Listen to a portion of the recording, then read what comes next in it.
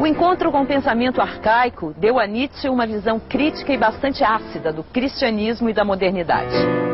No choque entre esses três elementos surgiu um pensamento afirmativo da vida, que se colocava, na visão do filósofo, como uma alternativa às ilusões criadas pela religião e pela ciência. Nietzsche fala muito mal da história da filosofia. Para ele não tem nada que salve na história da filosofia. Por quê?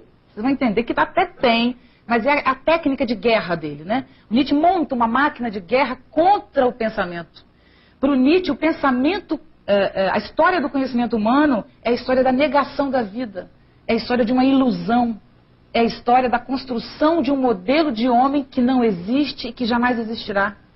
Para o Nietzsche, o homem construiu uma imagem de si muito superior ao que o homem consegue ser e corre atrás dessa imagem.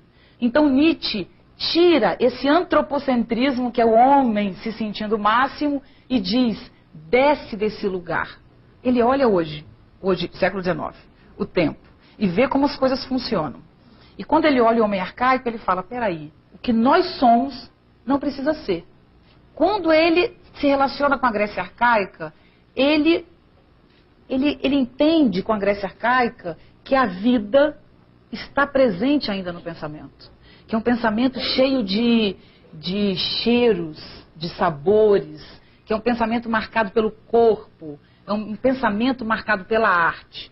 E que esse grande eixo, que seria o pensamento socrático-platônico, que seria o século V a.C., faz um corte muito grande na história do pensamento. Então, se antes desse século V, Platão, que é onde oficialmente começa a história da filosofia, se antes desse período o ser humano se relacionava com a vida como o desconhecimento que a vida é, e tinha um certo pudor em relação à vida, exatamente por se tratar de um desconhecimento, de uma intensidade que muda o tempo inteiro, ou seja, se o homem antes do século V não tinha nem o sonho ainda de dominar e controlar as forças da natureza e as forças da vida, de forma geral, a partir do século V, isso vai mudar radicalmente.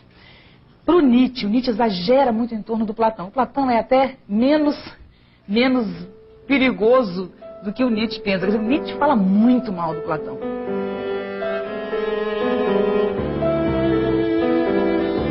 Em relação a Platão, sou um cético fundamental e nunca estive em condições de concordar com a admiração que é corrente entre os eruditos.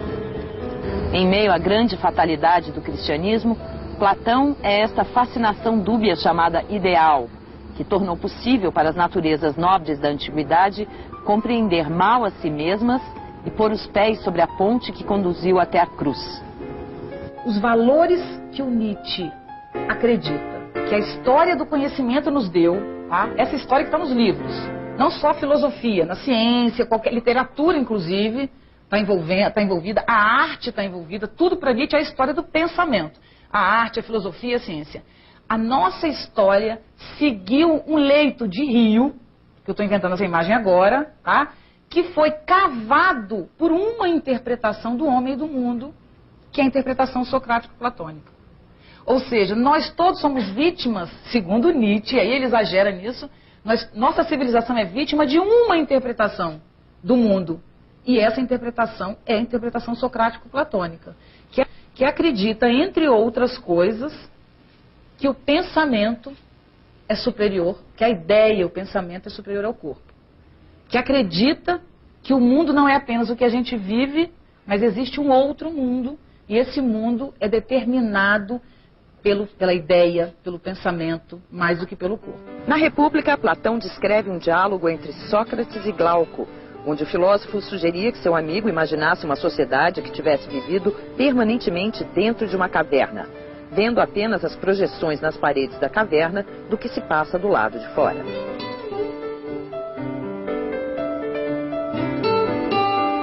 Pois agora, meu caro Glauco, é só aplicar com toda a exatidão esta imagem da caverna a tudo o que antes havíamos dito. O antro subterrâneo é o mundo visível. O fogo que o ilumina é a luz do sol. O cativo que sobe à região superior e a contempla é a alma que se eleva ao mundo inteligível. Nos extremos limites do mundo inteligível está a ideia do bem, a qual só com muito esforço se pode conhecer, mas que, conhecida, se impõe à razão como causa universal de tudo que é belo e bom. Criadora da luz e do sol no mundo visível, autora da inteligência e da verdade no mundo invisível, e sobre a qual, por isso mesmo, cumpre ter os olhos fixos para agir com sabedoria nos negócios particulares e públicos. Sócrates e Platão, esse pensamento é um só, né? Nessa perspectiva.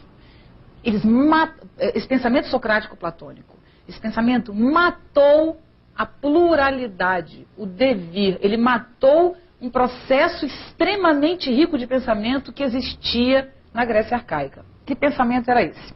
A mitologia grega é uma forma de interpretar o mundo, é uma forma de pensamento. Não é um delírio de gente antiga, pré-filosófica, coitadinhos, a mitologia grega. Óbvio que não. A mitologia grega é uma interpretação do mundo seríssima, importantíssima e belíssima, que parte da arte como mediação, e não da